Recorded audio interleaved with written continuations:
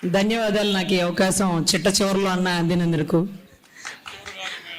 ఒట్టి మాటలు గట్టి పెట్టో ఈ గట్టి మేలు తలపెట్టవో అని ఒక నాయకుడు చెప్పినట్టు మాటలు అందరూ మాట్లాడతారు.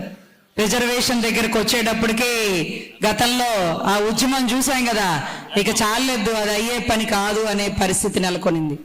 ఆయన చనిపోతే ఆయనతో పాటు ఆశ చనిపోయిందేమో అనుకున్నారు, కానీ మళ్ళీ ఆశకి ఊపిరి పోస్తున్నారు పార్టీలకు అతీతంగా కుల నాయకులు.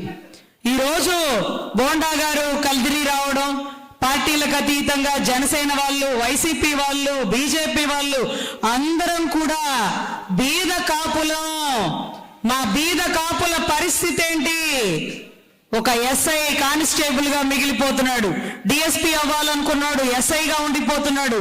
ఏంటి మా పరిస్థితి, మా బతుకులు?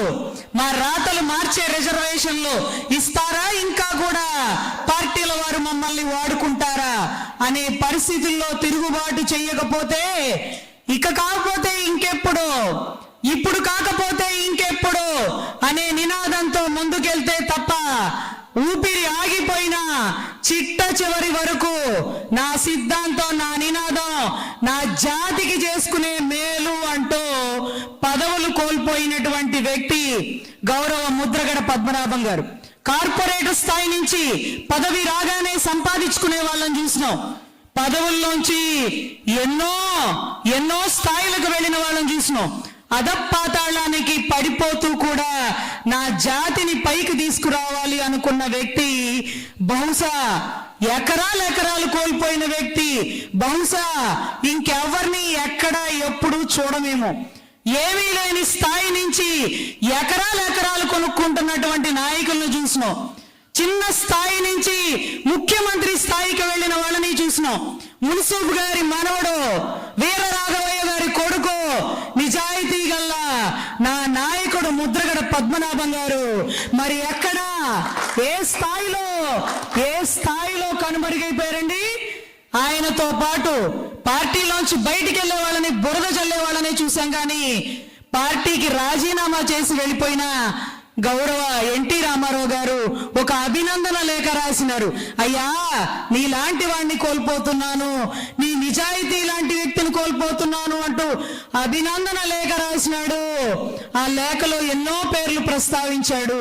ఇది ఇక్కడ అప్రస్తుతం. కానీ రాజశేఖర రెడ్డి గారు, చంద్రబాబు గారు, వెంకయ్య నాయుడు గారు ఆ తరంలో వారికి మించిన ఆస్తిపరుడు, వారికి మించిన బ్యాక్గ్రౌండ్ కలిగిన వ్యక్తి మున్సూబు గారి మనవడు చిట్ట చివరిలో ఏ పదవితో ఉన్నారండి?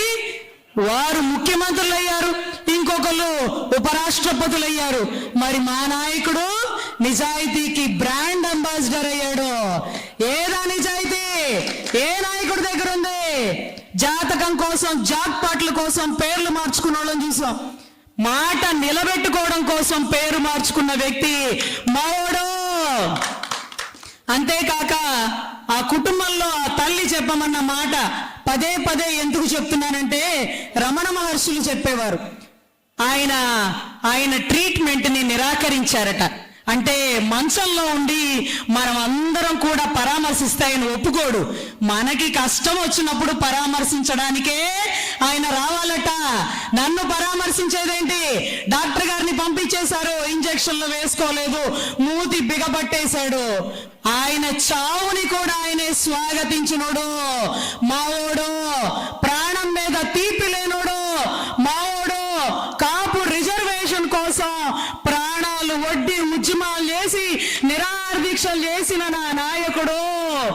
తార నింగికెగిసింది, నేల రాలల ఆశ మా అందరిలో నింపాడు. రిజర్వేషన్ కోసం ప్రభుత్వాలు ఎదురు చూడండి, ఇక అందరం కలిపి ముందుకొస్తాం. కాపులు ఆగ్రహిస్తే ప్రతిపక్షం, అనుగ్రహిస్తే ప్రభుత్వం. మరొకసారి గుర్తు చేస్తూ, పార్టీలకు అతీతంగా కదిలి వచ్చిన ప్రతి నాయకుడికి ధన్యవాదాలు. ఈ రిజర్వేషన్ ఉద్యమాన్ని ముందుకు తీసుకెళ్లాలి. మీ ఇంటి ఆడబిడ్డగా అడుగుతున్నా, 60 ఏళ్లు దాటిన వాళ్ళు ఇంకా కూడా మీ పార్టీలకి, మీ అధినాయకుల్ని ప్రసన్నం చేసుకోవడం ఆపి పుట్టిన జాతికి ఏదన్నా చేద్దాం. ఇదే పుట్టిన తల్లి లాంటి కులానికి రుణం తీర్చుకోవడం అంటూ తెలియజేసుకుంటూ ధన్యవాదాలు నాకు ఈ అవకాశం ఇచ్చినందుకు.